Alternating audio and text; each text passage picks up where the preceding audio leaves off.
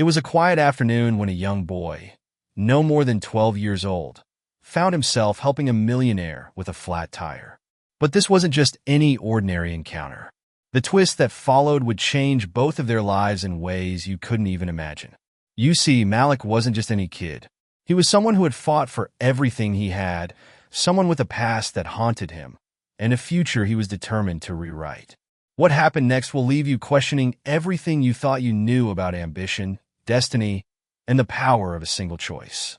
Stick around, because the shocking truth behind this seemingly simple act of kindness will have you on the edge of your seat. You won't believe what happens next. And don't forget to subscribe. This story is just the beginning. Let us know where you're watching from in the comments. And don't forget to hit the subscribe button for more incredible stories like this. Your support helps us bring narratives that not only entertain, but also provoke thought and inspire change. Now, let's dive into today's tale. It all started on a bright afternoon in a small town just outside of the city. Malik had spent the day with his friends, running errands for his family, and was on his way home when he saw her car parked on the side of the road. Its sleek, polished body caught his attention, and he instinctively slowed down. It was rare to see cars like that around these parts, especially parked in the middle of nowhere. He didn't know why he felt drawn to it. Maybe it was the car's immaculate appearance, or maybe the fact that no one was around to help. But when he saw the man struggling with the tire, something in him couldn't just pass by. The man was older, probably in his 40s, with a tired face. His expensive suit was slightly wrinkled, his tie hanging loose around his neck. Malik noticed that he was alone, no one around to help him with his problem. He glanced at the man's car, a high-end luxury vehicle, and then back at the man, who was clearly struggling to lift the flat tire. The image stuck with him. Most kids in the neighborhood, including Malik, would have probably just ignored the situation. After all, it wasn't like this guy needed any help. He probably had all the money in the world. But something about the man's frustration, the way he kicked at the tire in anger, made Malik feel a sense of duty. The old man didn't look like he had everything figured out after all. Malik shook his head, telling himself it was a bad idea, but something compelled him to stop. He approached the man cautiously, not sure what to say. "Hey, can I help?" Malik asked, his voice unsure but steady. The man looked up, surprised at the voice. Then his gaze shifted to the boy in front of him. Sure," the man replied, glancing at Malik as if he hadn't expected help from someone like him. Malik bent down, squatting next to the car, and started inspecting the flat tire. The man still didn't say anything, but he moved to the side to give Malik more space. It wasn't until Malik started to unscrew the bolts that the silence became awkward. "You're not going to rob me, are you?" the man asked with a slight chuckle, though his eyes were watchful. Malik hesitated for a second, then shrugged. "I don't even know who you are, man," he replied, his voice laced with a touch of humor to ease the tension. "But I'm not here for anything other than to help." The man stared at him, confused. Most people would have expected something in return for a favor like this, especially from someone who didn't look like they had much. But this kid wasn't asking for anything. After a few minutes of silent work, Malik managed to remove the tire. The man seemed impressed by the boy's skills, though he didn't show it. "I've never seen a kid your age do something like this," the man remarked. Malik shrugged. "I've worked on cars before, just for my family. It's no big deal." With the tire changed, the man took a moment to survey the boy in front of him. His eyes lingered on Malik's worn clothes and shoes, clearly worn down by time and use. Malik wasn't dressed like the kids who live in the fancy parts of town. He didn't have a designer backpack or the latest sneakers. But something about Malik's eyes, full of focus, determination, and something else the man couldn't quite place, made him take a second glance. "Thanks, kid," the man said after a long pause. His voice had softened, no longer carrying the sharp tone from earlier. "You done a good job?" Malik nodded, wiping his hands on his jeans. He felt a bit awkward now that the job was done, but at least he could go home feeling like he'd done a good deed. But there was something else, something in the man's eyes. Curiosity, maybe? Or maybe he was just grateful. Malik didn't know, but it didn't matter. "Well, I guess I should get going," Malik said, turning to leave. He wasn't sure if the man would even acknowledge him again after this. People like him often didn't. But the man wasn't finished. "Hey, wait a second," the man called out. Malik stopped in his tracks and turned around. "What's your name, kid?" "Malik." The man studied him for a moment, as if trying to gauge something. Then he extended his hand, a gesture that seemed strange in that moment. Malik hesitated but took it. "I'm James." "James Reed." Malik nodded. "Nice to meet you, Mr. Reed." James smiled, but there was a brief, lingering sadness in his expression. "You got a good heart, Malik." Not many people would stop to help a stranger like that, especially with nothing in return. Malik shrugged, still not fully understanding the weight of what James was saying. "I didn't do it for anything in return. I just wanted to help." James stared at him for a long moment, his gaze filled with something Malik couldn't quite understand. It wasn't admiration. It wasn't pity. It was something deeper, something that made Malik feel like maybe he had done more than just change a tire that day. After a long pause, James spoke again, this time with a seriousness that caught Malik off guard. "If you ever need anything, Malik, you let me know, all right?" Malik stood frozen for a moment, unsure what to make of this sudden offer. Why would a man like James Reed want to help him? He was just a kid from a rough neighborhood with little to his name. "Thanks, but I'm good," Malik replied, giving a small smile before turning to leave.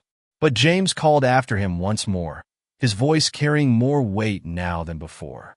"Don't be too proud to ask for help, Malik. You'd be surprised at what you can accomplish when you accept it." Malik nodded without turning around, not fully grasping the significance of what had just happened. But as he walked away, he couldn't shake the feeling that this brief encounter had shifted something inside of him. Little did he know, this one moment of kindness would set the stage for something far bigger than either of them could have imagined. Something that would change both their lives forever. But that was just the beginning. Malik returned home that evening, his mind still lingering on the encounter with Mr. Reed. As he entered his small apartment, the smell of his mom's cooking filled the air. His little sister, Leighton, was sprawled on the floor with her coloring books, humming to herself. Everything felt normal, but Malik couldn't shake the strange feeling that something big was about to happen. The next morning, Malik woke up to a knock at the door. He frowned. It was unusual for anyone to visit this early.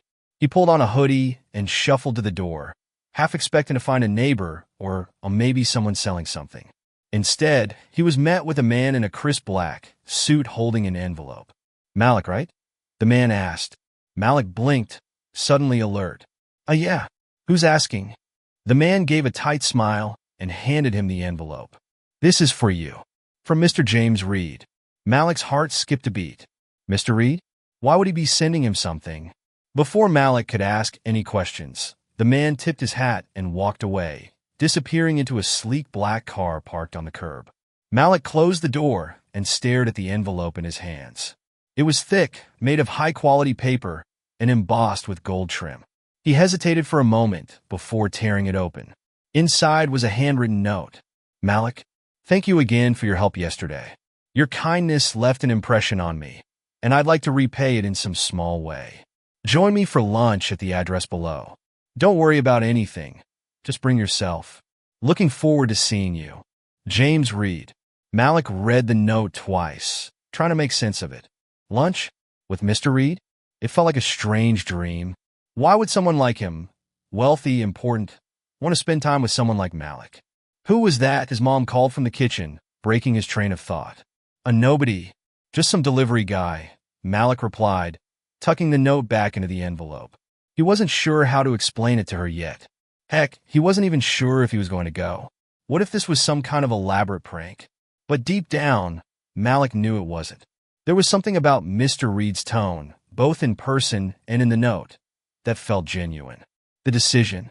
For the rest of the day, Malik couldn't focus on anything.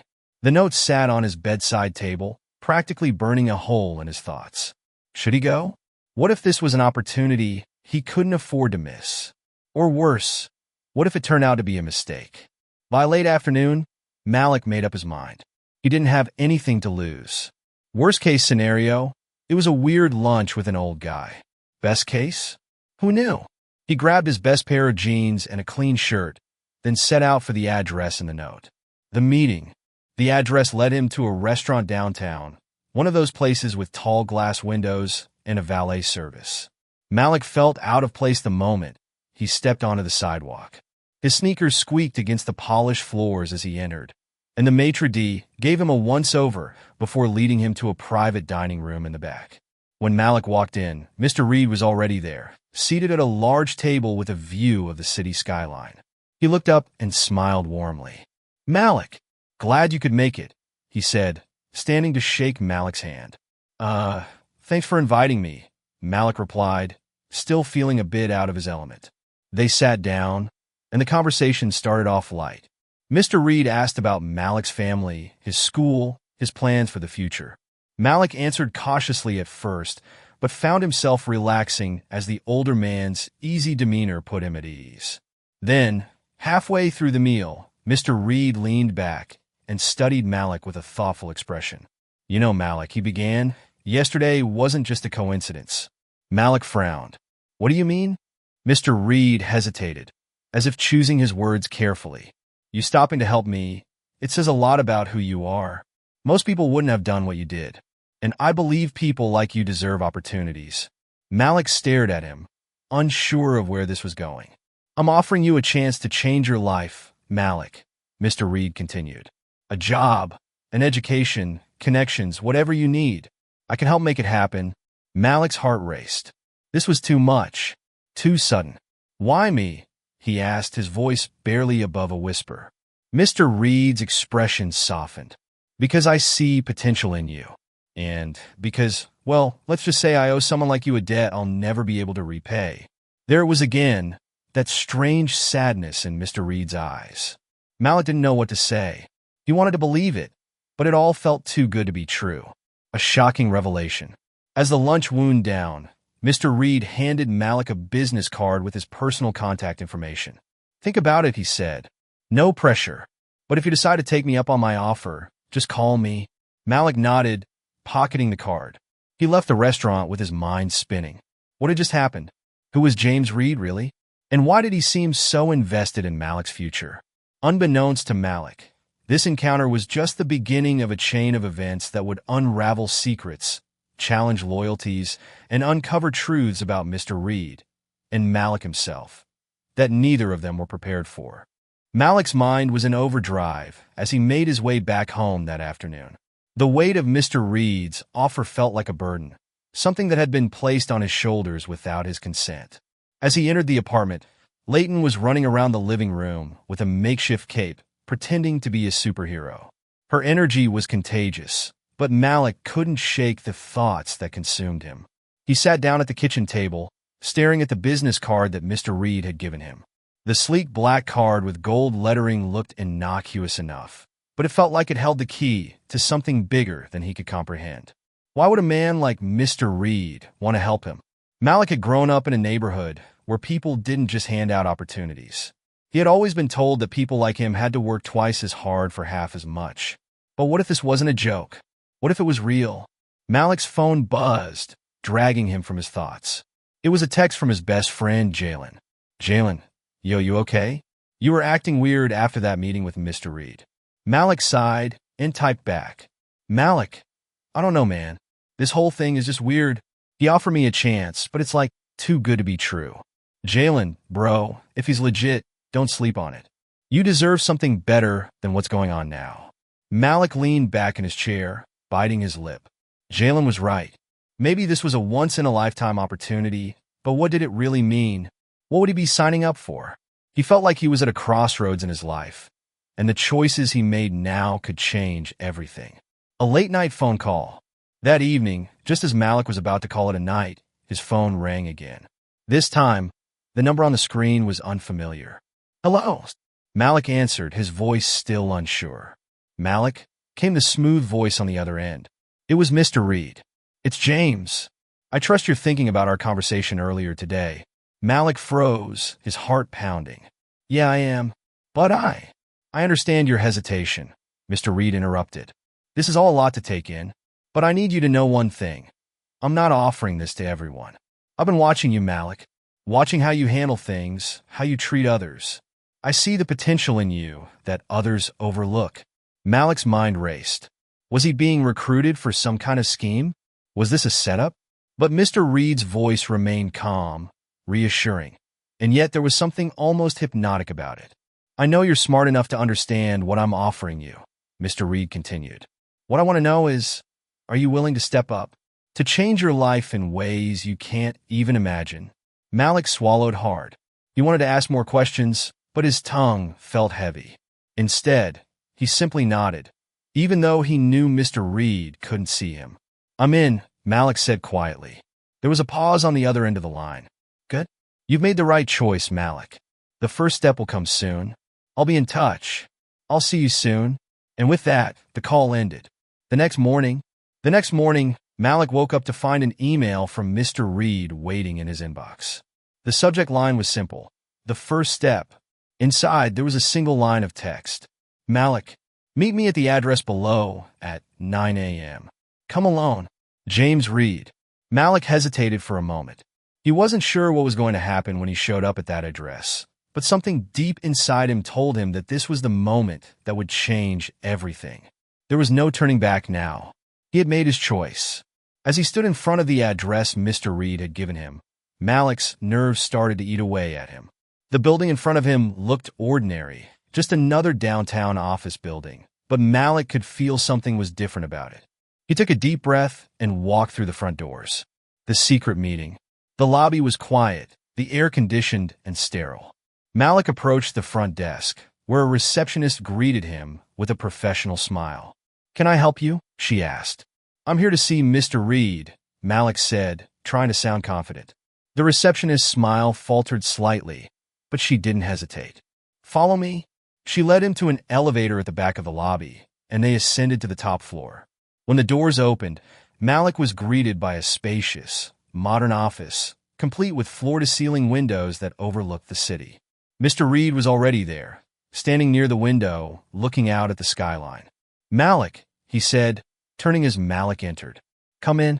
I'm glad you decided to come." Malik stood just inside the door, still unsure of what was happening. "What's all this about?" he asked, trying to get a handle on the situation. Mr. Reed smiled. "This is where the real journey begins. You see, Malik, I'm not just offering you a job or an education.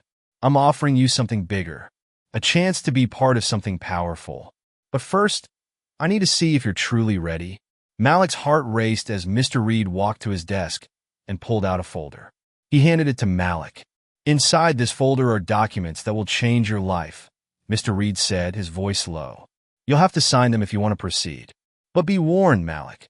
The path you're about to take is not for the faint of heart." Malik opened the folder, his hands trembling slightly. Inside were contracts, documents, and a sealed envelope. The contracts were filled with legal jargon, things he didn't fully understand. But then he saw the words that made his stomach drop. Confidentiality agreement. Mr. Reed leaned in, his gaze intense. "This is where you prove you're not just some kid off the street. If you want to be part of something bigger, something that could change everything you know about the world, then sign the papers. If not, walk away right now. No one will ever know you were here." Malik hesitated, his fingers hovering over the papers. What was he getting himself into? What did these documents mean? But in that moment, he knew there was no turning back. He signed. As Malik pressed his pen to the final document, a weight seemed to settle over him. The contract was signed. He looked up to find Mr. Reed studying him intently, a faint smile tugging at the corners of his lips. "You've taken the first step, Malik," Mr. Reed said, sliding the folder away. He handed Malik the sealed envelope that had been in the folder earlier. "This contains your first assignment. Inside, you'll find answers to some of your questions, but you'll also find new questions.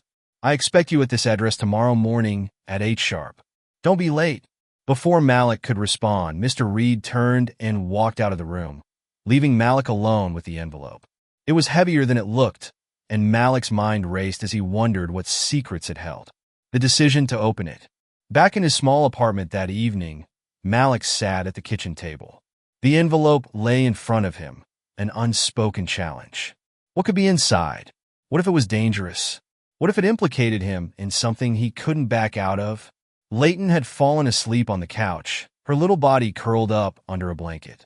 The sight of her peaceful face grounded Malik. He wasn't just doing this for himself. He was doing it for her future. But what if this path was too risky? With a deep breath, Malik tore open the envelope. The contents. Inside, there were 3 items. A handwritten note. A black and white photograph of a man in his mid-50s. A slip of paper with an address and a single line of text.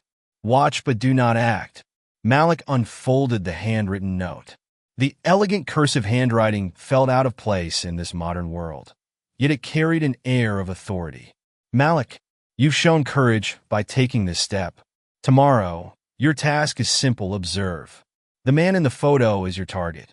Pay close attention to his actions, his demeanor, and who he interacts with. Report back to me in 48 hours. Trust is built one step at a time. Prove to me that you're trustworthy. JR. The weight of the task sank in. Who was this man? Why was Malik being asked to observe him? And more importantly, what was he being tested for? The first mission. The following morning, Malik found himself sitting in a car outside the address written on the slip of paper. It was a small cafe in a bustling part of the city. The man from the photograph was sitting at a corner table, reading a newspaper. He seemed ordinary enough: salt and pepper hair, a crisp suit, and an air of calm detachment. Malik watched him from a distance, unsure of what he was supposed to be looking for. He scribbled notes on a small pad he had brought with him. Arrived at 8:15 a.m. Ordered black coffee and a croissant. Sat at a corner table by the window. No visible signs of nervousness. Hours passed, and the man continued to sit there, occasionally checking his phone or glancing out the window. Malik's frustration grew. Was this all there was to it? He expected something dramatic, something life-changing. Instead, he felt like a low-budget spy in a bad thriller movie. But then something shifted.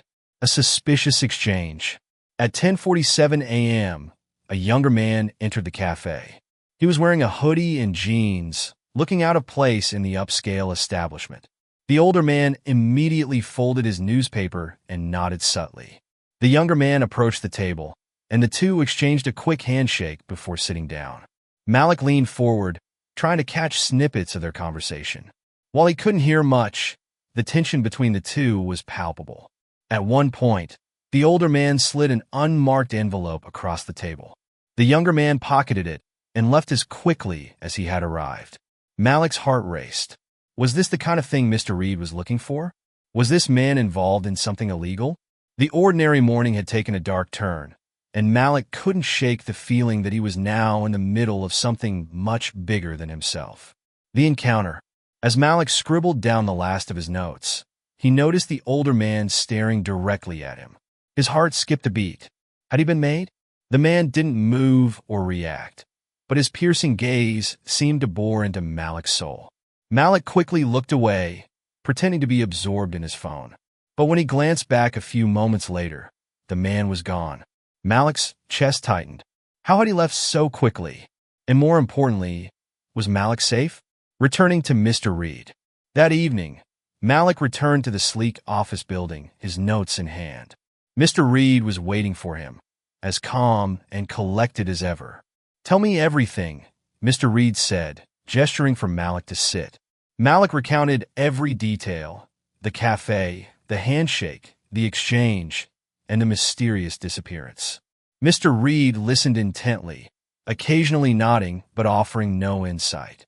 When Malik finished, Mr. Reed leaned back in his chair, a satisfied smile on his face. "You did well, Malik. Better than I expected. What was that all about?" Malik asked. "Who was that guy? What's in the envelope he passed?" Mr. Reed's expression hardened. "The less you know for now, the better. Trust is earned, Malik. Today, you earned a little more of mine." The warning. As Malik prepared to leave, Mr. Reed stopped him. "One more thing, Malik.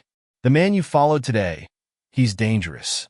If he ever notices you again, you're to walk away. Do you understand?" Malik nodded, but his stomach churned. Dangerous? What had he gotten himself into? The cold wind bit at Malik's face as he walked away from Mr. Reed's office, replaying the warning in his mind. "The man you followed today, he's dangerous." Malik couldn't shake the image of the older man's piercing eyes, nor could he ignore the sense that something much larger was at play. The night brought little comfort. Malik's small apartment felt more suffocating than ever, its creaking walls a reflection of the unease creeping into his thoughts. He sat at his kitchen table, staring at his notebook filled with scribbled observations. What had he truly uncovered? And why had Mr. Reed been so cryptic about it? The unexpected visitor. The next morning, Malik's phone buzzed with a message from an unknown number. Stay home today. Someone will come to you. Do not open the door for anyone else. Trust me. His stomach sank. It was signed with 2 simple letters, J.R. Minutes later, there was a knock at the door. Peeking through the peephole, Malik saw a young delivery man holding a package. Reluctantly, he opened the door, accepting the small brown box. The delivery man gave no explanation and left without a word. Inside the box was a burner phone, a flash drive, and a note. Watch the video on the drive. Do not share it. Call the number on the phone afterward. The video. Trembling, Malik plugged the flash drive into his old laptop. The screen flickered to life, revealing grainy footage from a surveillance camera. In the video, the older man from the cafe sat in a dimly lit room, talking to someone off-camera. Their conversation was muted, but subtitles scrolled across the bottom of the screen. The funds are secured. Delivery will proceed as planned. Ensure there are no witnesses. A shiver ran down Malik's spine. The man's calm demeanor from the cafe was gone, replaced with a chilling intensity. The subtitles continued. This operation cannot fail. Anyone who gets in the way, eliminate them. The video cut to black, and Malik leaned back in his chair, his pulse racing. What kind of organization had he stumbled into? Was this man involved in something criminal? Or worse, something deadly? The phone call. Malik picked up the burner phone and dialed the number scribbled on the note. Mr. Reed's voice answered immediately. I take it you've watched the video, Mr. Reed said, his tone as calm as ever. What is this? Malik demanded. Who is this guy, and what does he have to do with me? Mr. Reed's response was measured, almost rehearsed. The man in the video is Vincent Armitage. A powerful name in circles you don't want to be part of, Malik. Your role is not to understand everything right now. Your role is to follow instructions. Follow instructions? Malik's voice rose. You're asking me to get involved with someone who's clearly dangerous. Why me? What's your game here? There was a pause. Then Mr. Reed's tone hardened. You came to me for help, Malik. You wanted a chance to rebuild your life. That's exactly what I'm giving you. But understand this. You're either all in or you're out. And if you're out, you'd better hope Armitage never finds out who's been watching him. The dilemma. The call ended abruptly, leaving Malik gripping the phone in silence. The stakes had never been higher. If he stayed involved, he risked stepping deeper into a world he didn't understand. But if he walked away, the shadow of Armitage's wrath loomed large. That night, Malik sat on his couch, staring at Leighton as she slept. Her peaceful face reminded him of why he'd started this journey in the first place. He didn't just want a better life for himself. He wanted to protect her from the hardships they had endured. But was he risking too much? A new assignment. The burner phone buzzed again. Another message from J.R. Meet me tomorrow at the location from the first assignment. Bring the flash drive. This is bigger than you realize. The cafe. The thought of going back sent a chill down Malik's spine. He couldn't shake the feeling that every step forward only pulled him deeper into a web of danger. Yet, despite the fear, he couldn't ignore the curiosity. What did Mr. Reed know that he wasn't sharing? And why had he chosen Malik of all people? An unseen observer. As Malik prepared for the next day, he didn't notice the figure watching his apartment from the shadows of a nearby alley. The man lit a cigarette, his sharp eyes fixed on Malik's window. He pulled out his phone and dialed a number. Yeah, he said, his voice low. The kid's moving tomorrow. I'll be ready. The cigarette glowed briefly before he flicked it to the ground and disappeared into the night. Malik sat on the bus, clutching his backpack like a lifeline. Inside was the flash drive containing the damning video, a symbol of how far he had already gone and how much further he might have to go. As the city blurred past, he rehearsed what he would say to Mr. Reed. The meeting at the cafe would be the first time they'd spoken in person since this entire ordeal began. But what haunted him most wasn't Reed's cryptic messages or even the chilling video. It was the knowledge that someone was watching him. The cafe encounter. The cafe was quieter than usual, the mid-morning lull reducing the chatter to a low hum. Malik entered, scanning the room. Mr. Reed sat at a corner table, his posture casual but his eyes sharp. He gestured for Malik to sit. "I see you came prepared," Reed said, nodding toward the backpack. Malik wasted no time. "I need answers. Who is Vincent Armitage, and why am I involved in this?" Reed leaned forward, folding his hands. "Vincent Armitage is more than a criminal. He's a puppeteer pulling strings that affect thousands of lives. Drugs, weapons, human trafficking, you name it, he's profiting from it. And you, Malik, are in a unique position to expose him." Malik's stomach churned. "Why me? What makes me so special?" Reed's gaze hardened. "Because you're invisible. You move through the city unnoticed, and that's a gift in this line of work. But make no mistake, Malik, you're in this now because you chose to follow him. You wanted to know the truth. Well, here it is, the choice." Reed pulled a photograph from his pocket and slid it across the table. It showed Armitage shaking hands with a high-ranking city official. "This isn't just about Armitage," Reed continued. "He's protected by people in power, politicians, law enforcement, even judges. Taking him down means dismantling an entire network." Malik stared at the photo, his mind racing. "And what happens to me if I help you?" Reed leaned back. "You'll have protection, resources, a chance to start fresh when this is over. But if you walk away now, you'll spend the rest of your life looking over your shoulder." The weight of the decision pressed on Malik's chest. He thought of Layton, of the future he wanted for her. Could he really risk everything for a fight that wasn't his? The trap tightens. As they spoke, a man entered the cafe, his movements deliberate.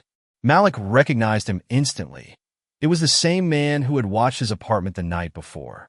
Reed noticed Malik's expression change and followed his gaze. His face darkened. "Stay calm," he murmured. The man approached their table, his hand resting inside his jacket. "Reed," he said, his voice low and menacing. "You've been busy." Reed didn't flinch. "Armitage must be worried if he's sending his lackeys to do his dirty work." The man smirked. "He doesn't worry, but he doesn't like loose ends either." His gaze shifted to Malik. "And you've been sticking your nose where it doesn't belong?" Malik's heart pounded. The man's hand moved, and Malik braced for the worst. But before anything could happen, Reed stood abruptly, blocking the man's view. "Leave," Reed said coldly. "You know this isn't the place for your theatrics." The man hesitated, then grinned. "This isn't over." He turned and walked out, leaving an oppressive silence in his wake. A new directive. Reed sat back down, his composure intact. That was Armitage's way of sending a message. "He knows you're involved now. This is no longer about choice, Malik. It's survival." Malik's voice shook. "What do we do?" Reed slid another flash drive across the table. "There's a warehouse on the east side of the city. Armitage keeps records there. Names, transactions, everything. If we can get those files, we can cripple his operation." "You want me to break into a warehouse?" Malik's disbelief was palpable. "You won't be alone," Reed assured him. "But you're the only one who can get inside unnoticed. This is your chance to make a real difference, Malik." The decision. The weight of the moment bore down on Malik. He had stumbled into this mess by chance, but now it felt like destiny. Could he really take on a man as powerful as Armitage? Reed's voice broke through his thoughts. "Think about Layton. Think about the life you want for her. This is your shot to secure that future." Malik nodded slowly, the resolve hardening in his chest. "Okay," he said. "I'm in." The rain poured down in heavy sheets as Malik approached the warehouse. The east side of the city was desolate at night, the silence broken only by the occasional rumble of thunder. Dressed in dark clothing, Malik moved through the shadows, clutching the flash drive Reed had given him. The plan was simple on paper. Break into the warehouse, locate the main office, and download the files onto the drive. But simplicity was a luxury Malik couldn't afford, especially not when Armitage's men were likely inside. Infiltration. Reed had provided him with a basic layout of the warehouse. The entrance Malik needed was at the back, through a rarely monitored delivery dock. He crept along the perimeter, careful to avoid the glare of the few working floodlights. His heart raced as he reached the dock. A single guard stood smoking near the door, his attention wandering. Malik's pulse pounded in his ears. He reached into his pocket, pulling out a small rock he had picked up earlier. With a sharp toss, he sent it clattering into the darkness. The guard turned toward the noise, stepping away from the door to investigate. Malik seized the opportunity, slipping inside unnoticed. The labyrinth of shadows. The warehouse was massive, its interior a maze of shelves stacked with crates. Malik moved quickly but cautiously, his steps muffled by the concrete floor. Every creak of a board or hum of machinery set his nerves on edge. He reached the office without incident. It was a small, windowless room at the far end of the warehouse, secured by an electronic lock. Malik pulled out the keycard Reed had given him and swiped it. The lock beeped, and the door clicked open. Inside, a single desk sat cluttered with papers and a laptop. Malik powered on the laptop and inserted the flash drive. As the files began transferring, he scanned the room, his anxiety growing with every passing second. The discovery. The progress bar on the screen ticked upward agonizingly slowly. As he waited, Malik couldn't resist flipping through some of the physical documents on the desk. One caught his eye, a list of names, many of which he recognized as prominent figures in the city. Next to each name were dollar amounts, dates, and cryptic notes. This wasn't just about Armitage's criminal empire. It was a ledger of corruption implicating the city's elite, politicians, law enforcement, even business leaders. Malik's hands shook as he realized the magnitude of what he was uncovering. A noise outside the office snapped him back to reality. The confrontation.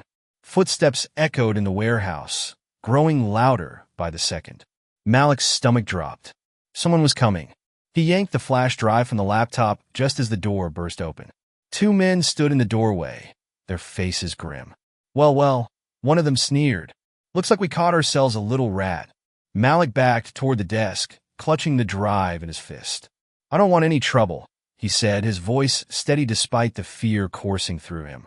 You've already got trouble, the other man growled, pulling a gun from his waistband. Before either man could move, a sharp whistle cut through the air. From the shadows, Reed stepped into view, a pistol aimed at the men. Drop it, he ordered. The men hesitated, but the steel in Reed's voice left no room for argument. They dropped their weapons and raised their hands. The escape.